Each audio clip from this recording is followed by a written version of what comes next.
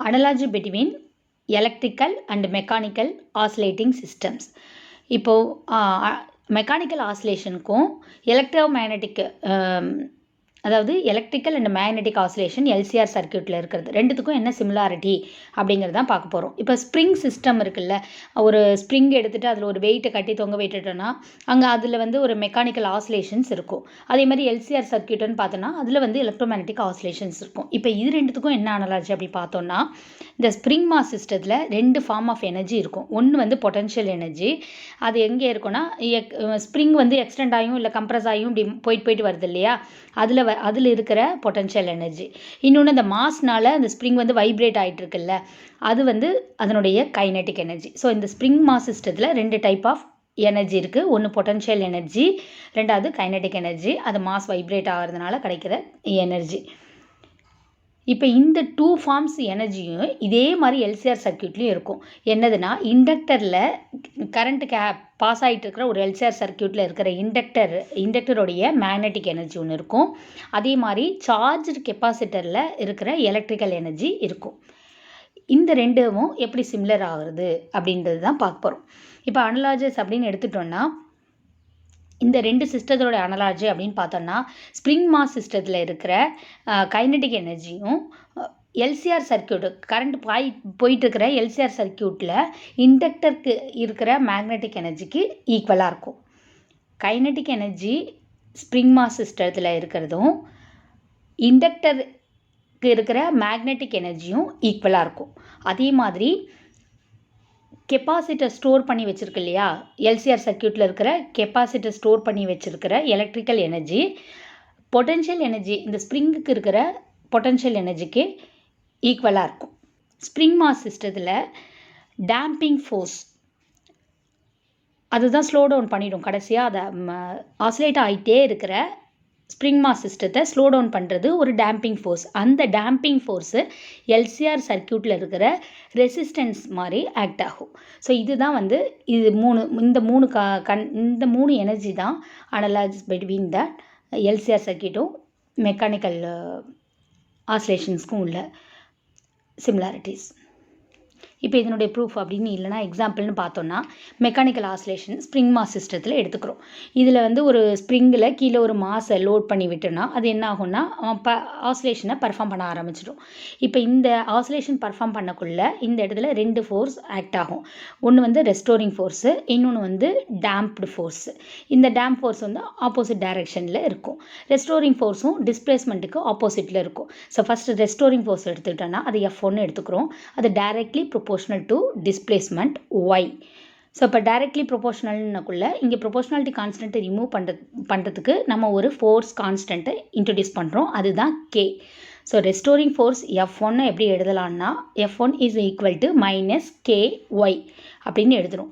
ரெண்டாவது damping force F2 directly proportional to velocity. So இந்த ப்ரொபோஷனாலிட்டியை remove பண்ணுறதுக்கு நம்ம ஒரு கான்ஸ்டன்ட்டை இன்ட்ரடியூஸ் பண்ணுறோம். அந்த கான்ஸ்டன்ட் தான் டேம்பிங் கான்ஸ்டன்ட், அது B அப்படின்னு இண்டிகேட் பண்ணுறோம். So F2 damping force F2 is equal to -B/V. இந்த ரெண்டு ஃபோர்ஸு இந்த மெக்கானிக்கல் ஆசிலேஷன் சிஸ்டத்தில் பர்ஃபார்ம் ஆகிட்டுருக்கும்.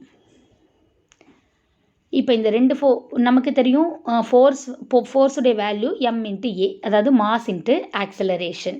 அப்போ எஃப்க்கு ரெண்டு ஈக்குவல் எழுதியிருக்கோம். ஏற்கனவே இருக்கிற ரெண்டு ஃபோர்ஸு, அதாவது ரெஸ்டோரிங் ஃபோர்ஸு, டேம்பிங் ஃபோர்ஸு, அது ரெண்டுத்துக்கும் ஆக்சிலரேட்டிங் ஃபோர்ஸ்க்கு ஈக்குவலாக இருக்கும். ஸோ அதை நம்ம எப்படி எழுதலாம்னா ma is equal to -KY -BV அப்படின்னு எழுதுகிறோம். இப்போ இந்த ரைட் சைடில் இருக்கிற இந்த டேர்ம்ஸ் எல்லாம் லெஃப்ட் சைடுக்கு கொண்டு வந்தோம்னா ma + BV + KY is equal to 0. அப்போ வெலாசிட்டி V அப்படிங்கிறது rate of change of displacement. Rate of change of velocity தான் ஆக்சலரேஷன். ஸோ dy/dt வேல்யூவும் d2y/dt² வேல்யூவும் இந்த ஃபோர்த் ஈக்குவேஷனில் நம்ம சப்ஸ்டியூட் பண்ணோன்னா நமக்கு m/d2y/dt² + b dy/dt + ky is equal to 0ன்ற ஒரு ஈக்குவேஷன் கிடைக்கும். இது வந்து செகண்ட் ஆர்டர் டிஃபரன்ஷியல் ஈக்குவேஷன் இந்த மெக்கானிக்கல் ஆசிலேஷனுக்கு ரெப்ரசன்ட் பண்ணுறோம். ஓகே, இப்போ வந்து எலக்ட்ரோமேக்னெட்டிக் ஆசிலேஷன்ஸு எல்சிஆர் சர்க்யூட்டில் பார்க்கலாம் எப்படி இருக்குன்னு. இது வந்து கரண்ட் வந்து நம்ம இப்போ டயக்ராமில் பார்த்தோன்னா ரைட் ஹேண்ட் சைட்லேருந்து லெஃப்ட் ஹேண்ட் சைடுக்கு கரண்ட் பாஸ் பண்ணுறதா அப்படியே ஃப்ளோ ஆகிட்டு இருக்கதா எடுத்துப்போம். Q சார்ஜ் தான் இந்த இதில் கெப்பாசிட்டரில் ஸ்டோர் ஆகிருக்கும். I வந்து current flowing through the circuit தான் ஐன்னு இருக்கும். இப்போ லூப்ஸ் லா படி நம்ம எப்படி எழுதலாம், இந்த 3 சர்க்யூட்டுக்கும் எல்சிஆர் இருக்குன்னா Q/C ஸ்டோர் ஆகிருக்கிற capacity plus I into R ரெசிஸ்டன்ஸோடைய value plus L into di/dt is equal to 0. இதை நம்ம ரீஅரேஞ்ச் பண்ணி எழுதக்குள்ள L into di/dt plus IR plus Q/C is equal to 0ன்னு எழுதுகிறோம். இப்போ கரண்ட்டுடைய வேல்யூ நமக்கு தெரியும், dq/dt தான் கரண்ட் வேல்யூ. அதே rate of flow of current அதை எப்படி எழுதலாம்னா di/dt rate of flow of current, அதனுடைய வேல்யூ d²q/dt². ஸோ இந்த ஐயுடைய வேல்யூவும் di/dt வேல்யூவும் சப்ஸ்டியூட் பண்ணக்குள்ள நமக்கு இந்த ஈக்குவேஷன் கிடைக்கும். L into d²q/dt² plus R into dq/dt plus 1/c into q is equal to 0ன்ற வேல்யூ ஈக்குவேஷன் நமக்கு கிடைக்கும். இப்போ இந்த ஈக்குவேஷனை பார்த்தீங்கன்னா இதுவும் செகண்ட் ஆர்டர் டிஃபரன்ஷியல் ஈக்குவேஷன் தான் இருக்குது. இது எதுக்கு எலக்ட்ரோமேக்னெட்டிக் ஆசிலேஷன் எல்சிஆர் சர்க்யூட்டில் எலக்ட்ரோமேக்னெட்டிக் ஆசிலேஷன்ஸ்க்கு இருக்கிற செகண்ட் ஆர்டர் டிஃபரன்ஷியல் ஈக்குவேஷன். இப்போது இந்த ஈக்குவேஷனும் இங்கே கொடுத்துருக்க இந்த 5th ஈக்குவேஷன், 2 ஈக்குவேஷனும் நம்ம கம்பேர் பண்ணி பார்க்கக்குள்ள நமக்கு என்ன கிடைக்கும்னா m is equal to L. That means இந்த மாஸுடைய வேல்யூ வந்து இண்டக்டன்ஸ்க்கு ஈக்குவலாக இருக்கும். அதே மாதிரி டேம்பிங் கான்ஸ்டன்ட் B உடைய வேல்யூ ரெசிஸ்டன்ஸ் Rக்கு ஈக்குவலாக இருக்குது. K உடைய வேல்யூ 1/C, அதாவது ஃபோர்ஸ் கான்ஸ்டன்ட்டுடைய வேல்யூ ரிசிப்ரோக்கல் ஆஃப் தி கெப்பாசிட்டருக்கு ஈக்குவலாக இருக்குது. இப்படி ஒரு ஈக்குவேஷன் நம்ம இது ரெண்டுத்தையும் அனலைசஸ் பண்ணியாச்சு. அதாவது அனலைசிஸ் அண்ட் கன்க்ளூஷன் அப்படின்னு நம்ம சொல்லணும் அப்படின்னா, இந்த ஸ்ப்ரிங் மாஸ் இருக்கு இல்லையா, ஸ்ப்ரிங் மாஸ் சிஸ்டத்தில் இருக்கிற மெக்கானிக்கல் ஃபோர்ஸில் மாஸ் எம்முடைய வேல்யூ எல்சிஆர் சர்க்யூட்டில் இருக்கிற இண்டக்டர் எல்லுக்கு சிமிலராக இருக்குது. அதே மாதிரி டேம்பிங் கான்ஸ்டன்ட் பிங்கிறது ஸ்ப்ரிங் மாஸ் சிஸ்டத்தில் இருக்கிற அந்த பியுடைய வேல்யூ எதுக்கு அனலாகஸாக இருக்குன்னா எல்சிஆர் சர்க்யூட்டில் இருக்க ரெசிஸ்டன்ஸ்க்கு சிமிலராக இருக்குது. அதே மாதிரி நெக்ஸ்ட்டு இந்த ஃபோர்ஸ் கான்ஸ்டன்ட் கேன்றது ஸ்ப்ரிங் மாஸ் சிஸ்டத்தில் இருக்கிற மெக்கானிக்கல் ஆசிலேஷனுக்கு எது அனலாகஸாக இருக்கிறது எது அப்படின்னா கெப்பாசிட்டன்ஸுடைய வேல்யூ 1/C உடைய வேல்யூ இன் எல்சிஆர் சர்க்யூட்டில் இருக்கிறது இது இருக்குது. ஸோ இதுதான் similarities and conclusions of these LCR circuit, அதாவது electromagnetic oscillations and mechanical oscillations. Thank you.